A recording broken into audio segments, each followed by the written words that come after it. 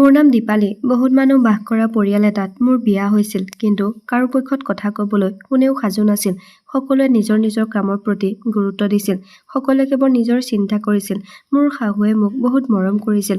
মই মোৰ শাহুক বহুত মৰম কৰিছিলোঁ, কাৰণ মোৰ মা এই পৃথিৱীত নাছিল। সেইবাবেই মোৰ চকুত মোৰ শাহু মোৰ মাৰ দৰে আছিল। কিন্তু এদিন মোৰ শহুৰে শাহুমাৰ লগত যি কৰিলে, যিটো দেখি মোৰ গাৰ নোম শিয়ৰি উঠিল, কিয়নো মোৰ শহুৰে শাহুমাৰ লগত মোৰ মা এই পৃথিৱী এৰি যোৱা বহু বছৰ হ'ল। মই 7জন ভাই একমাত্ৰ বায়েক আছিলোঁ, আৰু মোৰ কোনো ভাইটিৰ বিয়া এতিয়াও হোৱা নাছিল, কাৰণ সকলোতকৈ মই ডাঙৰ আছিলোঁ। দেউতাই সদায় নিজৰ কামক গুৰুত্ব দিছিল। তেওঁ মোক কেতিয়াও গুৰুত্ব দিয়া নাছিল। মই কেৱল ঘৰৰ কামত ব্যস্ত আছিলোঁ, কাৰণ মোৰ সকলো ভাইটি কামলৈ গৈছিল, আৰু সকলোতকৈ সৰু ভাইটি দুটা ঘৰতে থাকিছিল। ইমানবোৰ মানুহৰ বাবে মই ভাত ৰান্ধিব লগা হৈছিল, আৰু মোৰ বহুত বয়স হৈছিল। মোৰ বিয়াৰ কথা দেউতাই একেবাৰে চিন্তা কৰা নাছিল, কিন্তু দেউতাই মোতকৈ এবছৰ সৰু ভাইটিৰ বিয়া কৰাবলৈ বিচাৰিছিল। এতিয়া দেউতাৰ সকলো আত্মীয়ই ক'লে যে প্ৰথমে ছোৱালীজনীৰ বিয়াৰ কথা চিন্তা কৰা। তেতিয়া দেউতাই ক'লে যে মোৰ ছোৱালীজনীক বিয়া দিবলৈ মোৰ হাতত যৌতুক নাই, কিন্তু বোৱাৰীজনী বিনামূলীয়াকৈ আহিব, আৰু তাইৰ লগত যৌতুকো লৈ আহিব। এই বিষয়ে মই বৰ চিন্তিত হৈ পৰিছিলোঁ। এতিয়া লাহে লাহে মোৰো বয়স বাঢ়ি গৈছিল, আৰু কিছুদিনৰ পাছত মোৰ ভাই বোৱাৰীও আহিল। তাই মোক এই ঘৰত থাকিবলৈ অশান্তি কৰিবলৈ ধৰিলে, কিয়নো তাই ঘৰৰ কোনো কাম কৰা নাছিল। ঘৰৰ সকলো কাম ময়ে কৰিব লগা হৈছিল। যদিও মই আগৰ পৰাই ঘৰৰ সকলো কাম কৰি আহিছিলোঁ, কিন্তু এতিয়া ভাই বোৱাৰীজনী আহিল। তাইৰো কিছু কৰ্তব্য আছিল, কিন্তু তাই ঘৰৰ কাম একোৱেই কৰা নাছিল। গোটেই দিনটো কেৱল জিৰণি লৈছিল, আৰু পৰিয়ালৰ মানুহে ভাবিছিল যে ভাই বোৱাৰী আহিল যেতিয়া মই বহুত আৰাম কৰিবলৈ সুবিধা পাইছোঁ। মই বহুত বেছি চিন্তিত হৈ থাকিবলৈ ধৰিলোঁ, আৰু মাক মনত পেলাই কান্দিছিলোঁ, কাৰণ মাৰ মৃত্যুৰ দিনাৰে পৰা এই ঘৰৰ সকলো কাম কাজৰ দায়িত্ব মোৰ ওপৰত আহিছিল। মই মোৰ ভাইটিহঁতক বহুত যত্ন লওঁ, কিন্তু তাৰ পিছত মই মনতে ভাবিলোঁ, যেতিয়া এই ঘৰত কোনেও মোক গুৰুত্ব নিদিয়ে, মোৰ কথা চিন্তা নকৰে, তেন্তে ময়ো কাৰো কথা চিন্তা কৰাৰ কোনো প্ৰয়োজন নাই। মই দেখিবলৈ বহুত বেছি ধুনীয়া আছিলোঁ। মোৰ বয়স প্ৰায় 35 বছৰ হৈছিল। এদিন মোৰ খুৰাই আমাৰ ঘৰলৈ আহি দেউতাক বুজাই দিলে যে প্ৰথমে ছোৱালীজনীক বিয়া দিয়া। মোৰ দেউতা বহুত বয়সীয়াল আছিল, তেতিয়াও কিন্তু তেওঁ নিজৰ কাম কৰি আছিল। তেওঁ কেতিয়াও মোৰ প্ৰতি কোনো গুৰুত্ব দিয়া নাছিল। তেওঁ কেৱল টকা উপাৰ্জনৰ কথাহে চিন্তা কৰিছিল, আৰু তেওঁ কেৱল নিজৰ আৰু পুত্ৰৰ বাবে টকা উপাৰ্জন কৰিছিল, আৰু যি উপাৰ্জন কৰিছিল সেই উপাৰ্জনেৰে তেওঁ নিজৰ পুত্ৰৰ ইচ্ছা পূৰণ কৰিছিল। কোনেও কেতিয়াও মোৰ কথা চিন্তা কৰা নাছিল। মই মাত্ৰ এই ঘৰতে দাসী হৈয়ে থাকিলোঁ। খুৰাৰ জেদত দেউতাই মোক বিয়া দিবলৈ মান্তি হ'ল। খুৰাই নিজেই মোৰ বাবে বিয়াৰ প্ৰস্তাৱ লৈ আনিছিল। ময়ো সুখী হৈছিলোঁ যে মোৰ বিয়াখন হ'বলৈ ওলাইছে, আৰু এইখন ঘৰৰ পৰা মোৰ জীৱন ৰক্ষা হ'ব। কিন্তু মোৰ সদায় এই ইচ্ছা আছিল যে মোৰ য'তেই বিয়া হয় তাতে যাতে পৰিয়ালটো সৰু আৰু কম সদস্যৰ হওক। কিন্তু যাৰ লগত মোৰ বিয়া হ'বলৈ ওলাইছিল সেই ল'ৰাটো বহুত ক'লা আছিল। তেওঁৰ পৰিয়ালটো মোৰ পৰিয়ালৰ দৰেই ডাঙৰ আছিল। তেওঁৰ 6জন ককায়েক আৰু দুগৰাকী বায়েক আছিল।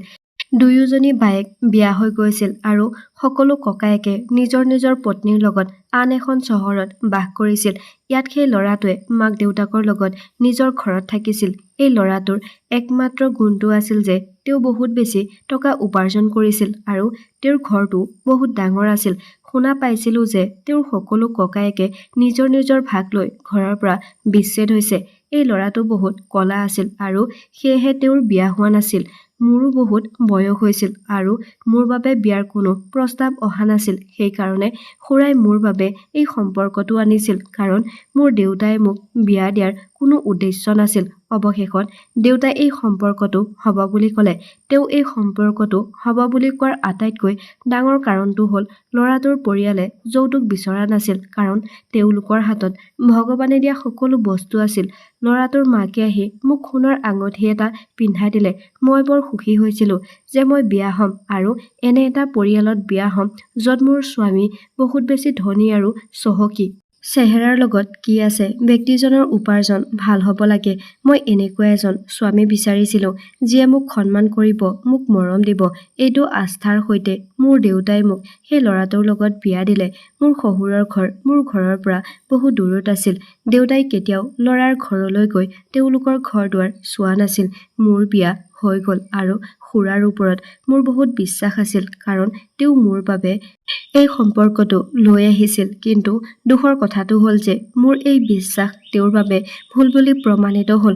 শহুৰৰ ঘৰলৈ আহি দেখিলোঁ যে মোৰ স্বামীৰ ঘৰটো বৰ ডাঙৰ আছিল আৰু মোৰ স্বামীৰ গাৰ ৰংটো বৰ ক'লা আছিল। কিন্তু পৰিয়ালৰ সকলো সদস্যই বেলেগ বেলেগ ঘৰত নাথাকি একেটা ঘৰতে থাকিছিল। বিয়াৰ পিছত কেইদিনমান ধৰি মই ভাবিছিলোঁ যে তেওঁলোক হয়তো আলহী আৰু বিয়াৰ পিছত গুচি যাব, কিন্তু সকলো মানুহ একেখন ঘৰতে আছিল। কোনেও নিজৰ ঘৰলৈ যোৱাৰ কথা কোৱা নাছিল। মোৰ স্বামীৰ বাহিৰে তেওঁৰ আৰু 6জন ভাতৃ আছিল আৰু তেওঁলোকৰ 6গৰাকী পত্নী আছিল। তেওঁলোকৰ ল'ৰা-ছোৱালীও বহুত আছিল। মোৰ আৰম্ভণিৰ দিনবোৰ মোৰ স্বামীৰ সৈতে বহুত ভালকৈ পাৰ হৈছিল। কিন্তু কেইদিনমানৰ পিছত মোৰ স্বামী কৰ্মসূত্ৰে চহৰৰ বাহিৰলৈ গৈছিল। মোৰ যত্ন মোৰ শাহুমায়ে ৰাখিছিল। মোৰ শাহু এজনী বৰ ভাল মহিলা আছিল আৰু মোৰ সকলো জাকেইজনী তেওঁলোকে কেৱল নিজৰ কোঠাতে সোমাই থাকিছিল। তেওঁলোকে দিনৰ দিনটো কেৱল আৰাম আৰু মেকআপ কৰিছিল। মই মাত্ৰ 2-3 দিনহে জিৰণি লোৱাৰ সুযোগ পাইছিলোঁ। তাৰ পিছত ঘৰৰ সকলো দায়িত্ব মই মোৰ মূৰৰ ওপৰত তুলি লৈছিলোঁ। এই ঘৰখনত কাম কৰা মানুহ নিয়োগ কৰা আছিল। তেওঁলোকে বহুত সততাৰে কাম কৰিছিল। কিন্তু ইমান ডাঙৰ ঘৰত থাকি মোৰ এই কাম কৰা মানুহবোৰৰ ওপৰত মোৰ বিশ্বাস নাছিল। সেইবাবেই মই তেওঁলোকৰ ওপৰত চকু ৰাখিছিলোঁ। মোৰ এই কামটো দেখি মোৰ শাহুমা বৰ সুখী হৈছিল। ইমানবোৰ মানুহ থকাৰ পিছতো এই ঘৰখনত নিস্তব্ধতাই বিৰাজ কৰিছিল। বহুত মৌনতাৰ পৰিৱেশ আছিল। সকলোৱে নিজৰ নিজৰ কোঠাৰ পৰা বাহিৰলৈ ওলাই অহা নাছিল। মোৰ স্বামী চহৰলৈ যোৱাৰ পিছৰে পৰা মই মোৰ নিজৰ কোঠাত অকলে শুব লগা হৈছিল। বিয়াৰ প্ৰথম ৰাতিৰ পৰাই মোৰ স্বামীৰ ব্যৱহাৰ মোৰ লগত বহুত ভাল আছিল। মোৰ লগত তেওঁ বহুত ভাল আচৰণ কৰিছিল।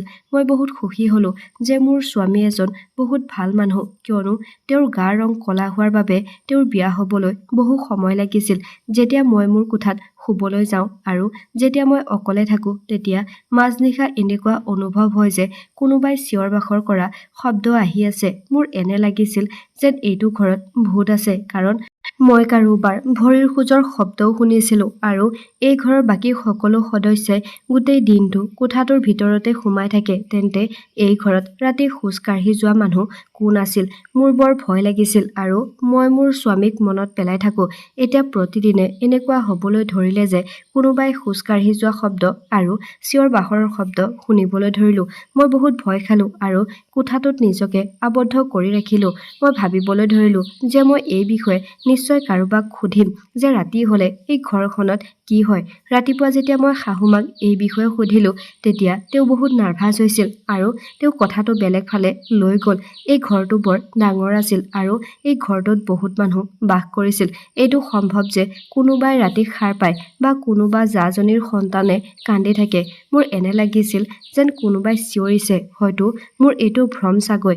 মই মোৰ মনটোক বুজাই দিলোঁ যে এইটো মোৰ ভ্ৰম হয়, কাৰণ মোৰ কোনো ধৰণৰ ক্ষতি হোৱা নাছিল। গতিকে মই মোৰ ঘৰখনত মনোনিৱেশ কৰিব ধৰিলোঁ। মই ইফালে সিফালে মাথা মাৰাৰ একো প্ৰয়োজন নাছিল। এই ঘৰৰ নিস্তব্ধতাৰ পৰা মই বহুত বিৰক্ত হৈছিলোঁ। কেতিয়াবা কেতিয়াবা মোৰ স্বামীৰ লগত ফোনত কথা পাতিছিলোঁ। ইয়াৰ বাহিৰে মই কলৈকো অহা-যোৱা কৰা নাছিলোঁ। এই ঘৰখনত মোৰ শহুৰৰ কোনো আত্মীয়ও অহা নাছিল। সকলোৱে নিজৰ নিজৰ কামত মন দিছিল। সকলোৱে নিজৰ নিজৰ বাবে চিন্তা কৰিছিল। এদিন ৰাতি শুই থাকোঁতে আকৌ কোনোবাই বহু জোৰেৰে চিঞৰ-বাখৰ কৰি থকা শব্দ শুনিবলৈ পালোঁ। আজি মই সেইটো চাবলৈ সাহস গোটাই উঠি ল'লোঁ যে কোনে ইমান ৰাতি জোৰেৰে চিঞৰিছে আৰু ইমান গভীৰ নিশা কোনে এই ঘৰটোত ঘূৰা-ফুৰা কৰি থাকে। মই দেখিলোঁ যে মোৰ শহুৰে ফোনত কাৰোবাক চিঞৰি চিঞৰি কথা পাতি আছিল। শহুৰ দেউতাই প্ৰায়ে ফোনত জোৰেৰে কথা পাতিছিল। তেওঁৰ মাতটো গোটেই ঘৰখনতে প্ৰতিধ্বনিত হৈছিল। সৰু সৰু কথাত খং উঠা, কাজিয়া কৰা, যি মন যায় তাকে কৰা, ফোনত বহু সময় আড্ডা দিয়া, এইটো মোৰ শহুৰৰ কাম আছিল, কাৰণ তেওঁ কোনো কাম নকৰি ঘৰতে বহি থাকিছিল। শুনিছিলোঁ যে ঘৰৰ সকলো মানুহ মোৰ শহুৰক বহুত ভয় কৰিছিল, আনকি মোৰ শাহুৱেও তেওঁক বৰ ভয় কৰিছিল। মোৰ শহুৰৰ আচৰণ এই ঘৰৰ কাৰো লগত ভাল নাছিল। তেওঁ কাৰো কথা নুশুনি নিজৰ ইচ্ছামতে যি কৰিব লগা হৈছিল তাকেই কৰিছিল। বৰ্তমান দিনবোৰ এনেকৈ পাৰ হৈ গৈছিল। প্ৰতি নিশাই এজন মানুহ ঘৰৰ ভিতৰত খোজ কাঢ়ি ঘূৰি ফুৰিছিল আৰু তেওঁ আন কোনো নাছিল, মোৰ শহুৰ আছিল। তেওঁ ৰাতি ৰাতি কাৰোবাৰ লগত কথা পাতি থাকে, য'ত নেকি মই এই কথাটোতে বহুত ভয় খাইছিলোঁ যে কেতিয়াবা কেতিয়াবা তেওঁ মোৰ শাহুমাক মাৰপিট কৰিছিল।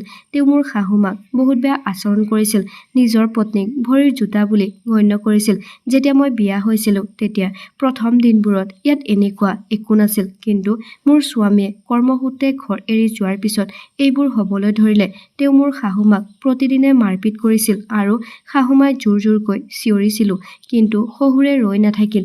এতিয়া মই প্ৰতিনিশাই গৈ তেওঁলোকৰ কাজিয়াবোৰ শুনিবলৈ ধৰিলোঁ, কিয়নো মই গম পোৱা নাছিলোঁ যে স্বামী স্ত্ৰীৰ দুয়োৰে মাজত কিহৰ বাবে কাজিয়া হৈছে আৰু মোৰ শাহুমাই এনেকুৱা কি ভুল কৰে যাৰ ওপৰত শহুৰে তেওঁক মাৰপিট কৰে। কিছুদিনৰ পিছত মোৰ স্বামী 2-3 দিনৰ বাবে মোৰ লগত সময় কটাবলৈ ঘৰলৈ আহিছিল। স্বামীৰ আগমনত মই বৰ সুখী হৈছিলোঁ, কিন্তু মই আচৰিত হৈছিলোঁ যে যিদিনা মোৰ স্বামী ঘৰলৈ আহিছিল সেইদিনাৰ পৰা মোৰ শহুৰে শাহুমাৰ ওপৰত হাত দাঙিবলৈ বন্ধ কৰি দিছিল। মই লক্ষ্য কৰিছিলোঁ যে মোৰ স্বামী ঘৰত থাকিলে শহুৰে মোৰ শাহুমাৰ ওপৰত হাত নুঠায় আৰু ঘৰৰ সকলো মানুহে একেলগে টেবুলত বহি ভাত খায়, ইজনে সিজনৰ লগত সময় কটায়। মই মোৰ স্বামীৰ সন্মুখত ঘৰৰ পৰিৱেশ সম্পূৰ্ণ পৰিৱৰ্তন হোৱা দেখিছিলোঁ। এদিন মোৰ স্বামীয়ে মোক ক'লে যে তুমি ভালকৈ সাজু হোৱা, আমি ক'ৰবাত ফুৰিবলৈ যাম। মই মোৰ স্বামীৰ লগত ফুৰিবলৈ যাবলৈ সাজু হ'লোঁ। মোৰ স্বামীয়ে মোক এখন বহুত ডাঙৰ ৰেষ্টুৰেণ্টলৈ খাবলৈ লৈ গ'ল। আমি দুয়ো একেলগে বহি ৰাতিৰ আহাৰ খালোঁ। মোৰ স্বামীয়ে মোৰ ফালে চাই সুধিলে যে তোমাৰ মনটো ভাল নহয় নেকি? তুমি ভালকৈ আহাৰ খোৱা নাই যে কিয়?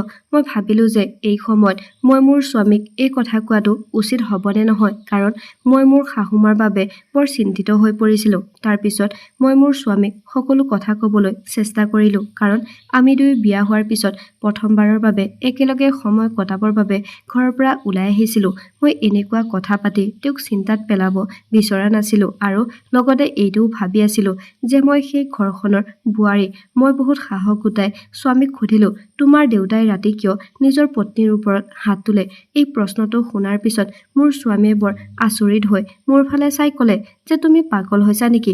এনেকুৱা একো নহয়, মোৰ দেউতাই মাক বহুত ভাল পায়। তাৰপিছত মই তেওঁক কিবা এটা ক'বলৈ ওলাইছিলোঁ, তেনেতে তেওঁলৈ কাৰোবাৰ ফোন আহিল আৰু তেওঁ ফোনটো লৈ মোৰ ওচৰৰ পৰা আঁতৰি গ'ল। মই মোৰ স্বামীৰ আচৰণৰ পৰা বুজিলোঁ যে তেওঁ এই বিষয়ে জ্ঞাত নহয়। 5 মিনিটৰ পিছত মোৰ স্বামীয়ে ঘূৰি আহি মোক ক'লে, কোৱাচোন তুমি কি কৈ আছিলা? মই তেতিয়া তেওঁক এই বিষয়ে একো নক'লোঁ আৰু ক'লোঁ যে হয়তো মোৰ কিবা ভুল বুজাবুজি হৈছিল। এতিয়া আমি ঘৰলৈ যোৱা উচিত। তাৰপিছত আমি দুয়ো ঘৰলৈ উভতি আহিলোঁ। তাৰ 2 দিনৰ পিছত আকৌ মোৰ স্বামী পুনৰ নিজৰ কামত বাহিৰলৈ যাব লগা হ'ল। মোৰ স্বামী যোৱাৰ সময়ত মোক বজাৰ কৰিবলৈ পইচা দি থৈ গৈছিল। তেওঁ কৈছিল যে তুমি তোমাৰ পচন্দ অনুসৰি কাপোৰ কিনি ল'বা, কাৰণ যিদিনা আমি ঘৰৰ পৰা বাহিৰলৈ ওলাই গৈছিলোঁ সেইদিনা আমাৰ হাতত ইমান সময় নাছিল যে আমি বজাৰ কৰিবলৈও যাব পাৰোঁ। মই মোৰ জাকেইজনীৰ লগত যাব নোৱাৰোঁ, কাৰণ তেওঁলোকে মোৰ লগত ভালকৈ কথা পতা নাছিল। মই মোৰ শাহুমাক মোৰ লগত যাবলৈ নুসুধিলোঁ, কাৰণ মোৰ শহুৰে নিশ্চয় তেওঁক যাবলৈ নিদিব। আনহাতে মোৰ ঘৰৰ সকলো দাসীৰ লগত ভালকৈ চিনাকি হৈছিল। এগৰাকী দাসী, তাইৰ নাম জেচমিন আছিল। মই তাইক ক'লোঁ, মোৰ লগত বজাৰলৈ যাবনে?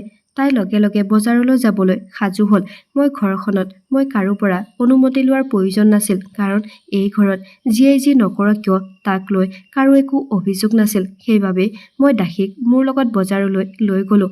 বজাৰৰ পৰা ঘৰলৈ উভতি আহোঁতে মই দেখিলোঁ যে মোৰ শাহুমাৰ কোঠাৰ দুৱাৰখন খোলা হৈ আছিল।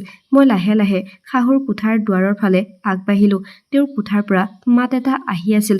তেওঁ কৈ আছিল যে মোক বেছি অত্যাচাৰ নকৰিবা। তাৰ মানে ইয়াৰ অৰ্থ এইটো আছিল যে আজি আকৌ মোৰ শহুৰে শাহুমাৰ ওপৰত হাত দাঙিছে আৰু এতিয়া ৰাতি নহয়, দিন আছিল। মই মোৰ শ্বপিং বেগটো এফালে থৈ দিলোঁ আৰু শাহু শহুৰ কথা শুনিবলৈ ধৰিলোঁ। মোৰ শাহুৱে জোৰেৰে চিঞৰি আছিল যে তুমি মোৰ লগত এইবোৰ নকৰিবা, মোক ক্ষমা কৰি দিয়া। কেতিয়ালৈকে তুমি মোৰ লগত এই সকলোবোৰ কৰি থাকিবা? বাৰে বাৰে মোৰ শাহুৱে একেটা কথাকে আওৰাই আছিল। মই দুৱাৰেদি জুমি চালোঁ যে মোৰ শহুৰে শাহুমাৰ লগত এনেকুৱা কি কাম কৰি আছে। এইটো দেখি মোৰ ভৰিৰ তলৰ পৰা মাটি ওলাই গ'ল যে মোৰ শহুৰে মোৰ শাহুমাৰ চুলি কাটি আছিল। মই ভাবিছিলোঁ যে মোৰ শহুৰে শাহুমাৰ ওপৰত হাত উঠায় আৰু তেওঁক মাৰপিট কৰে, সেইকাৰণে শাহুৱে ইমান চিঞৰি চিঞৰি কান্দে। কিন্তু মোৰ এই ধাৰণা ভুল বুলি প্ৰমাণিত হ'ল, কিয়নো শহুৰে তেওঁক মাৰপিট কৰা নাছিল, বৰঞ্চ তেওঁৰ চুলি কাটি আছিল, যাৰ কাৰণে শাহুৱে বহুত চিঞৰি আছিল। কিন্তু তেওঁ এনেকুৱা কিয় কৰি আছিল মই একেবাৰে বুজি পোৱা নাছিলোঁ। চুলি এগৰাকী নাৰীৰ অলংকাৰ, প্ৰতিগৰাকী নাৰীৰ সৌন্দৰ্য নিহিত হৈ থাকে তেওঁৰ চুলিত। মোৰ শহুৰৰ এহাতত শাহুমাৰ কটা চুলি আৰু আনহাতে কেঁচি আছিল। এতিয়া এই সকলোবোৰ দেখি মোৰ সহ্য নহ'ল, সেইবাবেই চিঞৰি চিঞৰি কোঠাটোৰ ভিতৰলৈ সোমাই গ'লো। কোঠাটোৰ ভিতৰলৈ গৈ শহুৰক সুধিলোঁ, দেউতা এইবোৰ কি কৰি আছে? শহুৰে ক'লে, বোৱাৰী, এই শাস্তি তোমাৰ শাহুৰ বাবে বহুত কম, নহ'লে তোমাৰ শাহুৱে যি কৰিছে সেইবোৰ দেখাৰ পিছত তাইক এই ঘৰৰ পৰা খেদি পঠিয়াব লাগে। এইদৰে কৈ শহুৰে কোঠাৰ পৰা ওলাই গ'ল। মই গৈ শাহুক খৰধৰকৈ সাবটি ধৰিলোঁ, কাৰণ বেচেৰী শাহুমাজনীয়ে বহুত কান্দিছে। মই তেওঁক সুধিলোঁ, কি হৈছে মা, আৰু দেউতাই আপোনাৰ চুলি কিয় কাটিলে? মোৰ শাহুৱে কৈছিল যে তেওঁ প্ৰতিদিনে এই কামটো কৰে। প্ৰথমে মোক অত্যাচাৰ কৰে আৰু তাৰ পিছত তেওঁ মোৰ চুলি কাটে। মই ক'লোঁ যে মই ভাবিছিলোঁ তেওঁ কেৱল আপোনাৰ চুলি কাটে, আপোনাক মাৰপিট নকৰে। তেতিয়া মোৰ শাহুৱে কৈছিল যে এই মানুহজন বৰ নিষ্ঠুৰ আৰু যিকোনো সময়তে যিকোনো কাম কৰিব পাৰে। মোৰ শাহুৱে ক'বলৈ ধৰিলে, বোৱাৰী, মই একো ভুল কাম কৰা নাই। এই ঘৰখনৰ কথা তুমি এতিয়াও নাজানা, সেইবাবেই তুমি এই কথা বুজিব নোৱাৰিবা। মই নিৰ্দোষী। মই তেওঁক ক'লোঁ যে মা, এনেকুৱা কি কথা আছে যাৰ বাবে দেউতাই আপোনাৰ চুলি কাটিছে? তেতিয়া শাহুৱে ক'লে যে বোৱাৰী, এই ঘৰখনৰ সকলোৱে নিজৰ কথা চিন্তা কৰে, কোনেও আনৰ কথা চিন্তা নকৰে, কাৰণ এই ঘৰৰ সকলো মানুহে মোৰ সৰু ল'ৰাৰ উপাৰ্জনেৰে খায়। তুমি এই ঘৰখনৰ মানুহৰ পৰা সাৱধানে থাকিবা, আৰু বিশেষকৈ শহুৰৰ পৰা। তেওঁ অতি বিপদজনক মানুহ। এই বিষয়ে কেতিয়াও কোনো কথা তুমি তোমাৰ স্বামীক নক'বা, নহ'লে তেওঁ মোক মাৰি পেলাব।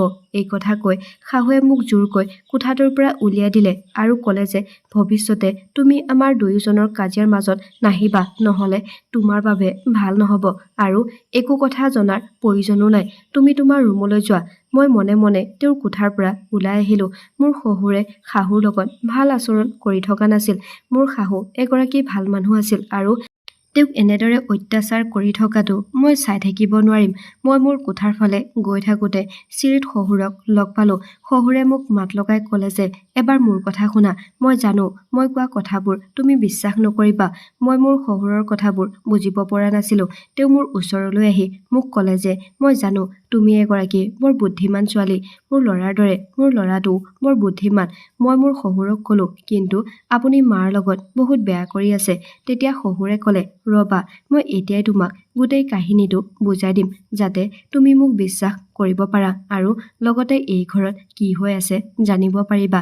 এই কথা কৈ শহুৰে তেওঁৰ পকেটৰ পৰা মোবাইলটো উলিয়াই ল'লে আৰু তাৰ পিছত তাত কিবা এটা কৰিবলৈ ধৰিলে।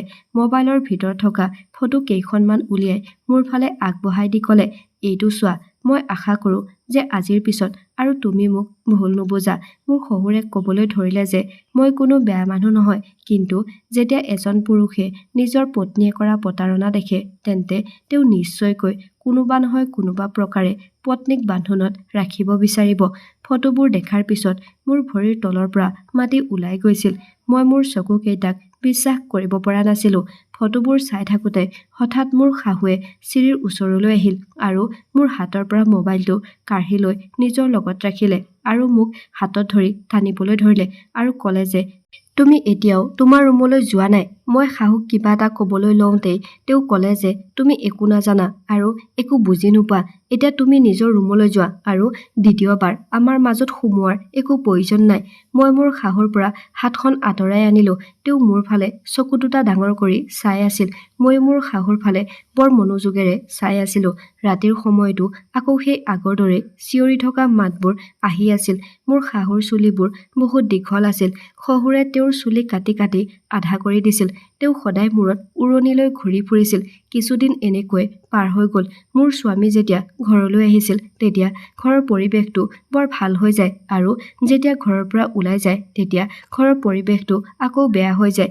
মই মোৰ স্বামীক এই সকলোবোৰ ক'বলৈ চেষ্টা কৰিছিলোঁ, কিন্তু শাহুৱে মোক কঠোৰভাৱে মানা কৰিছিল আৰু কৈছিল যে যদি তুমি তোমাৰ স্বামীক এই বিষয়ে কিবা কোৱা, তেন্তে তোমাৰ বাবে ভাল নহ'ব। মই তোমাক এই ঘৰৰ পৰা উলিয়াই দিম। মই এতিয়া বহুত টেনচনত থাকিবলৈ আৰম্ভ কৰিলোঁ, আৰু এই ঘৰখনত কি হৈ আছে মই একো বুজিব পৰা নাছিলোঁ। টেনচন আৰু চিঞৰ বাখৰৰ শব্দৰ বাবে মোৰ টোপনি নহা হ'ল। মই গোটেই ৰাতি সাৰ পাই থাকোঁ। মোৰ শাহু মোৰ স্বামীৰ মা আছিল আৰু তেওঁ মোৰ বাবে বৰ মৰমৰ আছিল, কাৰণ তেওঁ মোক কেতিয়াও শাহুৰ দৰে ব্যৱহাৰ কৰা নাছিল। এই সকলোবোৰ কথাৰ বাবে মোৰ হৃদয়ত বৰ দুখ লাগিল। মই মোৰ হৃদয়ত বহুত বিচাৰিলোঁ, কিন্তু মোৰ ক'তো এনেকুৱা অনুভৱ নহ'ল যে মোৰ শাহু এনেকুৱা হ'ব পাৰে বুলি। তাৰ পিছদিনা মই বহুত আচৰিত হ'লোঁ যে মোৰ শহুৰে শাহুৰ লগত বহুত ভাল আচৰণ কৰি আছিল। মই ভাবিলোঁ যে হয়তো মোৰ শহুৰে বুজি পাইছে যে মহিলাৰ ওপৰত হাত দাঙিব নালাগে। মই তেওঁলোক দুয়োৰে মাজত বহুত মৰম দেখিলোঁ। মই বৰ সুখী হৈছিলোঁ। মই ভাবিলোঁ, ভাল কথা, আমি ইজনে সিজনক ভাল পাই থকাটো অতি প্ৰয়োজনীয়। আৰু এতিয়া ভালেমান দিনৰ পৰা মোৰ শহুৰে শাহুৰ লগত একো বেয়া ব্যৱহাৰ কৰা নাছিল। এতিয়া মই নিশ্চিত হৈছিলোঁ যে মোৰ শহুৰ এজন ভাল মানুহ হৈ গ'ল। এতিয়া মোৰ সেই টেনচনটো নোহোৱা হৈ গ'ল। দিনবোৰ ভালদৰেই চলি আছিল। এদিন ৰাতি 9 বজাত মই মোৰ কোঠাত বহি টিভি চাই আছিলোঁ আৰু দেখিলোঁ যে শহুৰে মোৰ কোঠালৈ আহিছে। মই খৰধৰকৈ তেওঁক দেখি মই মোৰ মূৰত উৰণিখন দি ল'লোঁ। মই ক'লোঁ, দেউতা, কিবা কাম আছিল নেকি? তেওঁ ক'লে, বোৱাৰী, মই তোমাক মোৰ হাতেৰে বনোৱা চাহ খুৱাবলৈ আহিছোঁ। তোমাৰ শাহুমা আৰু স্বামীয়ে মই বনোৱা চাহ খাই বহুত ভাল পায়। মই ভাবিলোঁ যে যেতিয়াৰ পৰা বোৱাৰী এইখন ঘৰত আহিছে, তেতিয়াৰ পৰা তোমাৰ লগত কোনেও ভালদৰে কথা পতা নাই। সেইবাবেই মই তোমাৰ বাবে চাহ বনাই আনিছোঁ। চাহ খাই লোৱা আৰু কোৱা, মোৰ হাতৰ চাহ খাই কেনেকুৱা লাগিছে? মোৰ শহুৰৰ মনটো আজি বৰ ভাল আছিল। মই আচৰিত হৈ শহুৰৰ ফালে চালোঁ। নাজানো ইমান দিন মোৰ শহুৰৰ কি হৈ আছিল। তেওঁতো মোৰ শাহুৰ লগতে মোৰ প্ৰতিও দয়া কৰি আছিল। মই চাহকাপ তেওঁৰ হাতৰ পৰা লৈ ধন্যবাদ দিলোঁ। লগতে শহুৰ দেউতাক কৈছিলোঁ যে চাহ এতিয়া গৰম হৈ আছে। মই ইমান গৰম চাহ নাখাওঁ, ঠাণ্ডা হ'লেই খাম। শহুৰে ক'লে যে, নাই বোৱাৰী, মোৰ সন্মুখতে চাহ খোৱা। তোমাৰ মুখৰ পৰা মই মোৰ চাহৰ প্ৰশংসা শুনিবলৈ বিচাৰোঁ। মই ক'লোঁ যে, দেউতা, মই অলপ আগতেই 2-3 গিলাচ পানী খাইছিলোঁ। সেইবাবেই মোৰ পেটটো অলপ ফুলি আছে। আপুনি অলপমান পিছত আহিলে চাহকাপ খালী হৈ থকা দেখা পাব আৰু এতিয়াই মই আপোনাক প্ৰশংসা কৰি দিওঁ। চাহ ভাল হওক বা নহওক, আপুনি মোৰ দেউতাৰ সমান। আৰু যিকোনো ছোৱালীয়ে দেউতাকে দিয়া বস্তুৰ ওপৰত কেতিয়াও সমালোচনা নকৰে, বৰঞ্চ সদায় প্ৰশংসা কৰে। মোৰ শহুৰে হাঁহি এটা মাৰি ঠিক আছে বুলি ক'লে আৰু মোৰ মূৰত হাতখন থৈ তেওঁ ক'লে যে জীয়াই থাকা, মই যাওঁ। চাহকাপ খাই ল'বা। মই হ'ব বুলি মাত দিলোঁ। মই চাহকাপ লৈ বাথৰুমলৈ গৈ চাহখিনি পেলাই দিলোঁ আৰু কাপটো আনি টেবুলত থৈ দিলোঁ, কাৰণ চাহ খাবলৈ মোৰ একেবাৰেই মন নাছিল। ৰাতি যদি চাহ খাওঁ তেতিয়া খাদ্য হজম কৰাত মোৰ বৰ অসুবিধা হয়। কিন্তু এই কথাটো শহুৰক ক'ব নোৱাৰোঁ। যদি ক'লোহেঁতেন তেন্তে তেওঁ নিশ্চয় বেয়া পালেহেঁতেন। কিন্তু মই সুখী হৈছিলোঁ যে মোৰ শহুৰ কিছুদিনৰ ভিতৰতে যথেষ্ট পৰিৱৰ্তন হৈছিল। বহুদিন ধৰি মাজনিশা তেওঁ মোৰ শাহুক কোনো অত্যাচাৰ কৰা নাছিল। হয়তো তেওঁ অত্যাচাৰ কৰিবলৈ পাহৰি গৈছিল। মই ৰাতি টিভি চাই থকা বহু সময় হ'ল। সেইবাবেই টিভিটো বন্ধ কৰিলোঁ আৰু স্বামীৰ লগত আড্ডা মাৰিবলৈ ধৰিলোঁ। কিন্তু এই সময়ত মোৰ এনে লাগিল যেন কাৰোবাৰ ছাঁ মোৰ কোঠাৰ ফালে আহি আছে। মই বহুত ভয় খাইছিলোঁ। গতিকে খৰধৰকৈ মোবাইলটো বন্ধ কৰি চকু মুদি শুই পৰিলোঁ। মই দেখিলোঁ যে কোনোবাই দুৱাৰখন খুলি মোৰ ফালে এবাৰ চালে আৰু দুৱাৰখন বন্ধ কৰি দিলে। মই বুজি পাইছিলোঁ যে মোৰ কোঠাৰ ভিতৰলৈ কোন আহিছিল। মই আকৌ মোৰ স্বামীৰ লগত কথা পাতিবলৈ ধৰিলোঁ, কিন্তু কোঠাটোৰ বাহিৰত কিবা এটা খটখট শব্দ শুনি আছিলোঁ। মই মোৰ মোবাইলটো বিচনাতে এৰি মনে মনে কোঠাৰ পৰা ওলাই আহিলোঁ যে বাহিৰত কি হৈ আছে সেইটো চাবলৈ। মই দেখিলোঁ যে মোৰ শহুৰে মোৰ শাহুমাৰ মুখত ধৰি নাজানো তেওঁ ক'লৈ লৈ গৈ আছিল। মই তেওঁলোকৰ পিছে পিছে গৈ আছিলোঁ। মই এইটো দেখি আচৰিত হ'লোঁ যে এই ঘৰটোত এটা গুপ্ত কোঠাও আছিল, যাৰ বিষয়ে মই একো গম পোৱা নাছিলোঁ। শহুৰে মোৰ শাহুমাক জোৰকৈ টানি সেই গুপ্ত কোঠাটোৰ ভিতৰলৈ লৈ গৈ আছিল। ময়ো তেওঁলোকৰ পিছে পিছে যাবলৈ আৰম্ভ কৰিলোঁ। মোৰ শহুৰে শাহুক সেই গুপ্ত কোঠাটোৰ ভিতৰলৈ লৈ গ'ল, কিন্তু সেই কোঠাটোৰ দুৱাৰখন বন্ধ কৰিব পাহৰি গ'ল। সেইবাবেই মই সেই গুপ্ত কোঠাটোৰ ভিতৰত মনে মনে সোমাই গ'লোঁ। মই দেখিলোঁ যে কোঠাটোৰ ভিতৰত আৰু এটা সৰু কোঠা বনোৱা হৈ আছিল। শহুৰে শাহুক সেই কোঠাটোৰ ভিতৰলৈ লৈ গ'ল আৰু মই তাতেই থিয় হৈ তেওঁলোকৰ কথাবোৰ শুনিবলৈ আৰম্ভ কৰিলোঁ। মোৰ শহুৰে শাহুক চকী এখনত বহিবলৈ দি ৰছীৰে বান্ধি দিলে। সেই কোঠাটোত আন কোনোবা মানুহো উপস্থিত আছিল। শহুৰে তেওঁলোকৰ লগত কথা পাতি আছিল। তাৰ পিছত শহুৰে শাহুক যি কথা ক'লে সেই কথা শুনি মোৰ জীৱ ওলাই গ'ল। মোৰ শহুৰে কৈছিল যে এইখন ঘৰত তোমাৰ যি ধন সম্পত্তি আছে, এই সকলোবোৰ তোমাৰ একমাত্ৰ পুত্ৰ সন্তানৰ। মই বিচাৰোঁ যে এই সকলোবোৰ মোক দিয়া আৰু মোৰ নামত কৰাই দিয়া। ইমান বছৰে বছৰে মই এই দিনটোৰ বাবে অপেক্ষা কৰি আছিলোঁ। আজি তোমাক হত্যা কৰি ইয়াতেই তোমাক পুতি থ'ম আৰু মই সকলোকে ক'ম যে তুমি তোমাৰ প্ৰেমিকৰ লগত পলাই গ'লা। এতিয়া সোনকালে এই কাগজবোৰত চহী কৰা যাতে তোমাৰ ল'ৰাৰ সকলো ধন সম্পত্তি মোৰ নামত হৈ যায়। মোৰ শাহুৱে ক'বলৈ ধৰিলে যে মই মৰি যাম, কিন্তু কেতিয়াও এনেকুৱা কাম নকৰোঁ। এই সকলোবোৰ মোৰ একমাত্ৰ ল'ৰাৰ কষ্টৰ উপাৰ্জনৰ ধন। তুমি কি বিচাৰিছা যে মই তোমাক আৰু তোমাৰ হাৰামী ল'ৰা-ছোৱালীক মোৰ ল'ৰাৰ কষ্টৰ উপাৰ্জনৰ ধন সম্পত্তি দিম? তুমি ভগৱানক ধন্যবাদ দিয়া যে ইমান বছৰ ধৰি মই তোমাৰ এই সত্যটো মোৰ ল'ৰাৰ পৰা লুকুৱাই ৰাখিছিলোঁ আৰু এতিয়া এই সত্যটো মোৰ বোৱাৰীৰ পৰাও লুকুৱাই ৰাখিব লগা হৈছে। তেনেতে শহুৰে মোৰ শাহুমাৰ গালত জোৰেৰে চৰ এটা মাৰি ক'লে যে আজি মই তাইৰ চাহত টোপনিৰ বড়ি মিহলাই অচেতন কৰি দিছোঁ। তাই একো গম নাপায়। যেতিয়া ৰাতিপুৱা চকু মেলিব তেতিয়া তাই গম পাব যে তাইৰ শাহুৱেকে প্ৰেমিকৰ লগত পলাই গ'ল, কিয়নো যি ফটো মই তাইক দেখুৱাইছিলোঁ তাই সেইকেইখন ফটোত বিশ্বাস কৰিছিল। আচলতে সেইদিনা মোৰ শহুৰে মোক মোবাইলত দেখুওৱা ফটোবোৰ মোৰ শাহুৰ ফটো আছিল, যিবোৰ অতি অশ্লীল ধৰণেৰে তোলা হৈছিল আৰু মোৰ শহুৰে আন পুৰুষৰ সৈতে মোৰ শাহুৰ সেই ফটোবোৰ এডিট কৰি দিছিল। আনহাতে শাহুৰ লগত সেই সকলোবোৰ ফটো মোৰ শহুৰে নিজেই মোবাইলত তুলি লৈছিল। আচলতে তেওঁ মোৰ শাহুৰ দ্বিতীয় স্বামী আছিল আৰু মোৰ স্বামী মোৰ শাহুৰ প্ৰথম স্বামীৰ একমাত্ৰ পুত্ৰ আছিল। যেতিয়া মোৰ শাহু বিয়া হৈছিল তেতিয়া তেওঁ বিধৱা আছিল আৰু মোৰ শাহুৰ প্ৰথম স্বামীজন বৰ ধনী আছিল। মৃত্যুৰ আগে আগে নিজৰ হ'ব লগা সন্তানৰ নামত সকলো সম্পত্তি লিখি থৈ গৈছিল, কাৰণ মোৰ শাহুৰ প্ৰথম স্বামীৰ মৃত্যুৰ সময়ত তেওঁ গৰ্ভৱতী আছিল। তাৰ পিছত মোৰ শাহুৰ মাক দেউতাকে তেওঁক এইজন লোভীয়া পুৰুষৰ লগত বিয়া কৰাই দিলে। মোৰ শাহুৰ হাতত তেওঁৰ প্ৰথম স্বামীৰ সকলো ধন সম্পত্তি আছিল।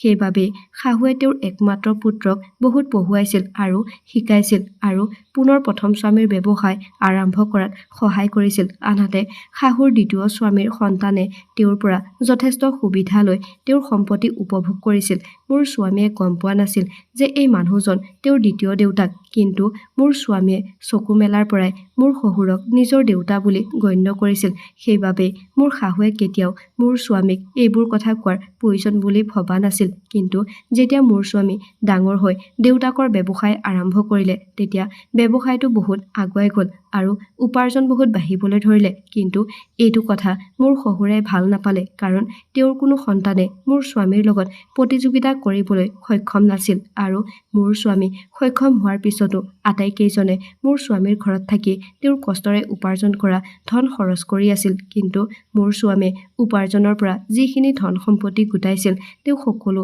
নিজৰ মাকৰ নামত লিখি দিছিল। গতিকে শহুৰে এতিয়া এই সকলোবোৰ ধন সম্পত্তি নিজৰ নামত ল'ব বিচাৰিছিল আৰু বহুদিন ধৰি শাহুক তেওঁৰ সকলো ধন সম্পত্তি শহুৰক দিবলৈ ব্লেকমেইলিং কৰি আছিল। মোৰ শহুৰে মোৰ স্বামীৰ সন্মুখত বৰ ভালকৈ আছিল, কাৰণ তেওঁ কেতিয়াও বিচৰা নাছিল যে মোৰ স্বামীয়ে তেওঁৰ সকলো সত্য কথা গম পাওক, যে তেওঁ মোৰ স্বামীৰ দ্বিতীয় দেউতাক আছিল আৰু তেওঁৰ সকলো সন্তান মোৰ শাহুৰ নহয়, বৰঞ্চ শহুৰৰ প্ৰথম পত্নীৰ আছিল।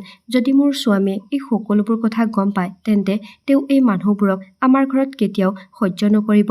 মোৰ স্বামীৰ মনটো যিকোনো সময়তে বিচলিত হ'ব পাৰে আৰু এই মানুহবোৰক তেওঁ ঘৰৰ পৰা বাহিৰলৈ উলিয়াই দিব পাৰে। এতিয়া শহুৰে মোৰ শাহুক কাগজ পত্ৰত চহী কৰিবলৈ দিয়াৰ পিছত সিহঁতে মোৰ শাহুক হত্যা কৰিব বিচাৰিছিল আৰু তেনে কৰাৰ পিছত সকলোকে ক'লে হয় যে মোৰ শাহুৰ আন পৰপুৰুষৰ লগত প্ৰেমৰ সম্পৰ্ক আছিল আৰু তেওঁ প্ৰেমিকৰ লগত পলাই গ'ল। মোৰ শাহুৰ বয়স হৈছিল যদিও তেওঁ বহুত ধুনীয়া আছিল। তেওঁলৈ চাই কোনেও নক'ব যে তেওঁ বুঢ়ী হ'ল বুলি। তেওঁক বুঢ়ী হোৱা যেন একেবাৰেই লগা নাছিল। কোঠাটোৰ ভিতৰত উপস্থিত থকা আন মানুহ দুজন আছিল শহুৰৰ ডাঙৰ ল'ৰা দুটা। সিহঁতে মোৰ স্বামীৰ এই সকলো ধন সম্পত্তি দখল কৰিব বিচাৰিছিল। মোৰ শহুৰে মোৰ শাহুৰ চুলি কাটি মাৰপিট কৰিছিল, কাৰণ শহুৰে ভাবিছিল যে তেতিয়া তেওঁ ভয় খাব আৰু এই সম্পত্তি তেওঁৰ নামত কৰি দিব। কিন্তু তেনেকুৱা একো নহ'ল। মই মোৰ শাহুমাক প্ৰণাম জনাইছোঁ যে ইমান বছৰে তেওঁ এই সকলোবোৰ সহ্য কৰি আছিল। তেওঁ এই ধন সম্পত্তি কোনো এজন এনেকুৱা ব্যক্তিক গতাই দিব বিচৰা নাছিল যিয়ে নেকি তেওঁৰ পুত্ৰৰ জীৱনটো ধ্বংস কৰি পেলালেহেঁতেন। মই মোৰ শাহুৰ ওপৰত হৈ থকা অত্যাচাৰ চাই থাকিব পৰা নাছিলোঁ। সেইবাবেই মই এটা কাম কৰিলোঁ।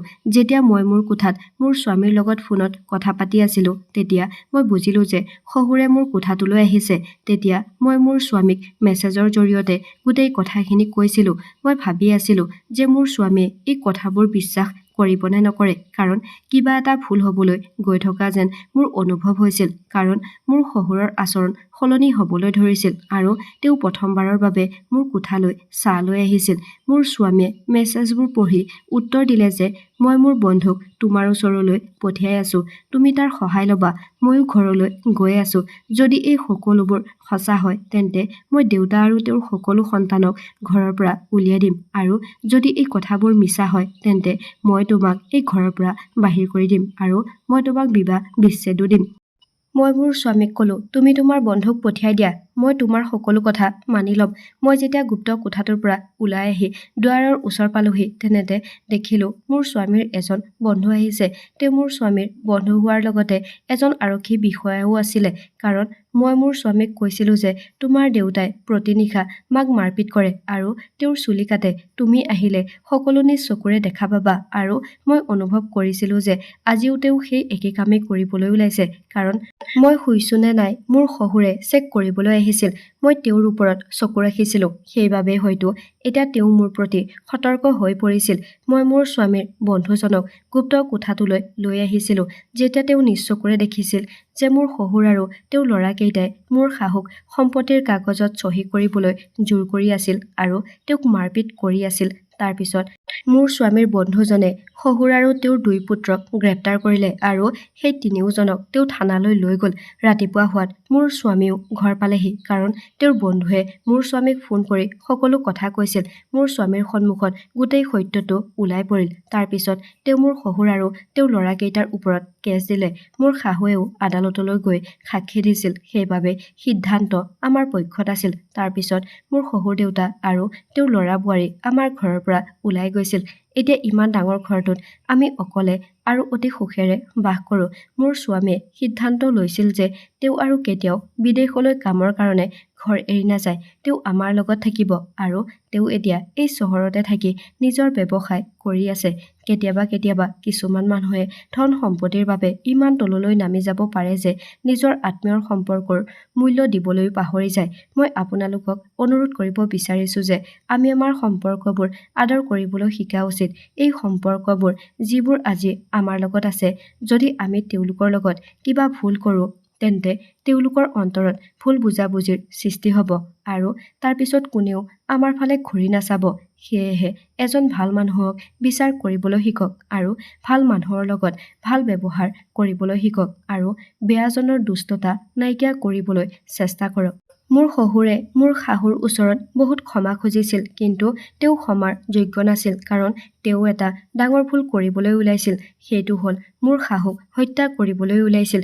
যদি মই সেইবোৰ দেখা নাপালো হয় তেন্তে হয়তো এই গোপন কথা মোৰ শাহুৰ লগতে এই ঘৰটোতে পুতি থোৱা হ'লহেঁতেন। বন্ধুসকল, আমাৰ কাহিনীটো শুনি কেনে পালে তলত কমেণ্ট কৰি জনাবলৈ নাপাহৰিব। ধন্যবাদ।